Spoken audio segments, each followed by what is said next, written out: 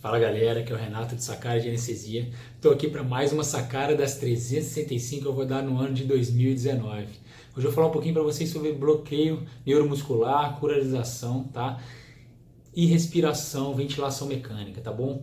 Por que eu estou falando disso? Porque vira e mexe eu fico orientando o residente, né? Eu vejo residentes utilizando o bloqueador neuromuscular de forma, vamos dizer assim, interrogável, né? De forma duvidosa. Por quê? Eu vejo muita gente relaxar o paciente, né? Vamos usar uma linguagem que a gente usa aí no dia a dia, que é usar um bloqueador neuromuscular para corrigir um distúrbio ventilatório. Como assim, Renato?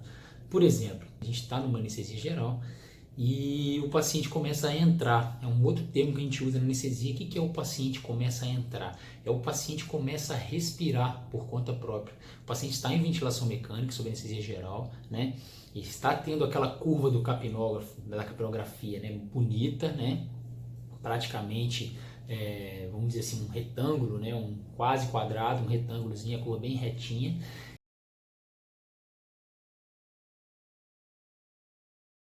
E de repente começa no meio dessas curvas, né? Não é que não é bem uma curva, é como se fosse um gráfico retangular, começa a ter umas curvinhas, né? Uns escapes,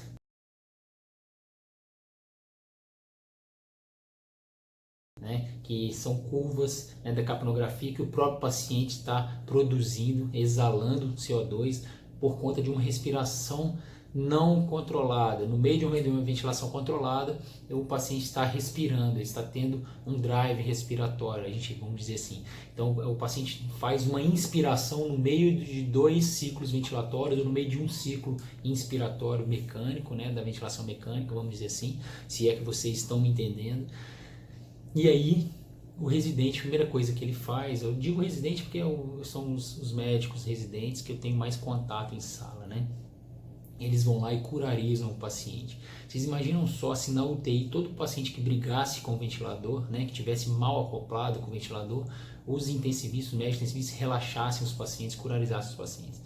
Ia ser muito complicado estubar esses pacientes, ia ter muita recurarização residual, né? Muito talvez hipotrofia, né, muscular, né, vamos dizer assim, fadiga muscular do diafragma, da musculatura respiratória acessória, por conta desse relaxamento muscular contínuo, né, e o paciente acabaria usando menos a musculatura respiratória, então isso acaba causando uma hipotrofia, né, muscular e uma falência muscular, falência ventilatória a longo prazo. Enfim, na anestesia a gente não precisa relaxar os pacientes toda hora, né? A gente relaxa demais às vezes, né? Sem necessidade. Então a gente tem que raciocinar, pessoal. Toda droga na anestesia tem sua indicação, né? Não adianta fazer, não, porque todo mundo faz, ou não. A gente não tem que fazer anestesia baseado na nossa tranquilidade, vamos dizer assim. A gente não pode fazer anestesia pensando no nosso bem-estar, né? Vamos dizer assim, o paciente está ventilando, está me enchendo o saco aquela curva ali, eu vou relaxar o paciente para ele ficar bem acoplado, né? As indicações de relaxamento muscular são bem precisas, né? É para facilitar uma intubação, é para um paciente que precisa de mobilidade total para procedimentos cirúrgicos bem críticos, específicos, microscópicos, né, que o paciente não pode mexer em hipótese alguma, e para relaxamento muscular para facilitar, né, o cirurgião a operar, para dar umas condições melhores para o cirurgião. E só, e talvez uma indicação na UTI para polarização é pulmão de SARA, né, grave, né, refratária à terapia convencional, né, ou convulsões tônico-clônicas generalizadas, né, refratárias a medicações comuns. Fora isso, pessoal, a gente não tem que ficar relaxando os pacientes, né? Até porque a gente ficar relaxando muito os pacientes, sem monitorização, sem TOF, né? Pior ainda. O que a gente tem que fazer, pessoal? O que a gente faz na UTI para acoplar o paciente à ventilação mecânica, por exemplo? Tratamento de dor, a gente tem que tratar a dor do paciente, que muitas das vezes é dor. Tratar um delírio, uma agitação, tá? Às vezes a gente tem que aumentar a sedação, invariavelmente, infelizmente.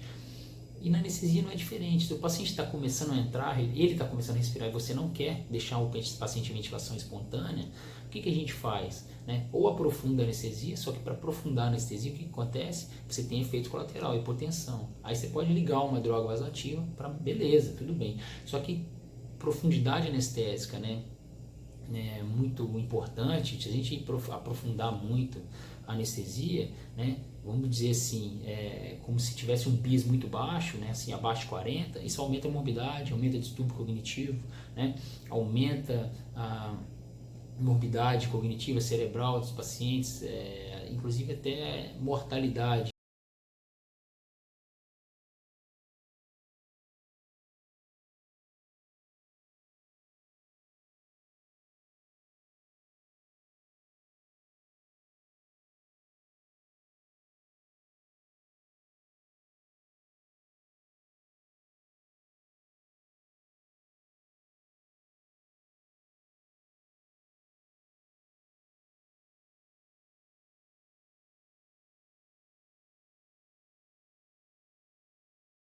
Também a gente não quer anestesia muito profunda, a gente sabe que é prejudicial, né? E aí a gente pode deixar uma anestesia superficial, a gente pode deixar o paciente com BIS de 65, 70, desde que ele esteja bloqueado sem dor. Então, por exemplo, às vezes é um bloqueio, né, de plexo, o paciente operando a mão, que foi o caso desse de hoje, por exemplo, com anestesia geral, porque era uma cirurgia muito longa, né?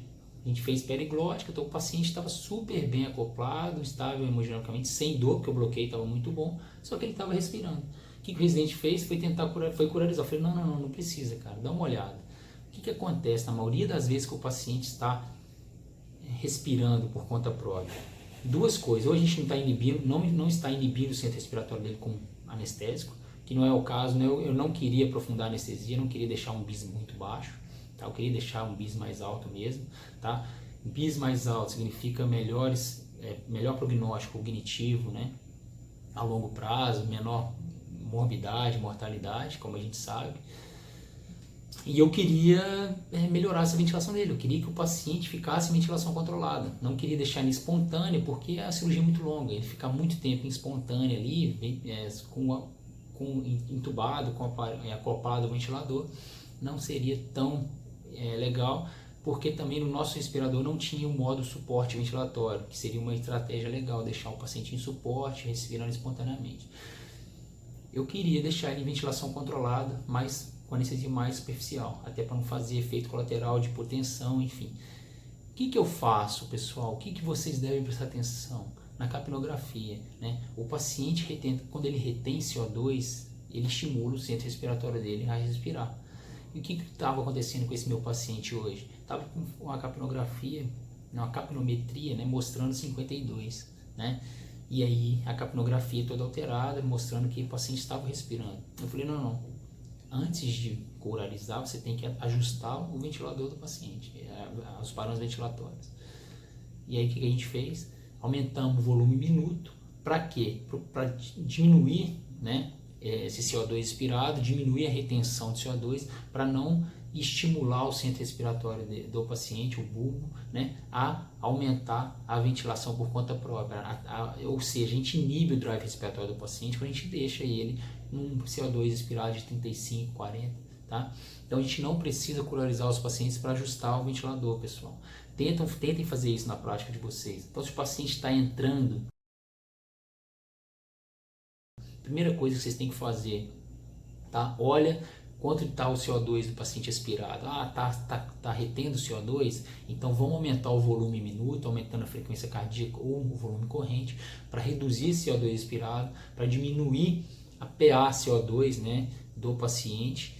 Apesar de a gente não precisa ter a gasometria em mãos, mas você diminuindo a PA CO2 do paciente, você diminui o estímulo, né, ao centro respiratório, o paciente deixa de fazer, né, respirações aí, inspirações, ou seja, o paciente volta a ficar acoplado com o ventilador, e aí a curva da capnografia, né, melhor dizendo, fica corretinha, como se fosse o paciente estivesse bem acoplado ao ventilador, como vocês conhecem muito bem, tá? Então essa é a minha sacada de hoje, pessoal. Então, em vez de ficar curarizando os pacientes, relaxando demais os pacientes, vamos evitar relaxar por bobagem, tá? Para manter o paciente conectado ao ventilador bonitinho, manter uma capnografia normal, tá? Ou seja, vamos evitar curarizar, tá? Então a gente faz o que? Ajusta primeiro o CO2 do paciente, aumenta o volume minuto, não deixa o CO2 né, acumulado, né, o retido, né, PaCO2 elevado, estimular o centro respiratório, fazer com que o paciente fique entrando e comece a brigar com o respirador, tá bom? Essa é a sacada de hoje, pessoal. Espero que vocês tenham gostado, curtido. Se curtiu, dê um like, tá? Compartilhe aí e amanhã tem mais. Vem comigo aí nessa jornada aí de 365 vídeos no ano de 2019. Grande abraço, fique com Deus, até amanhã.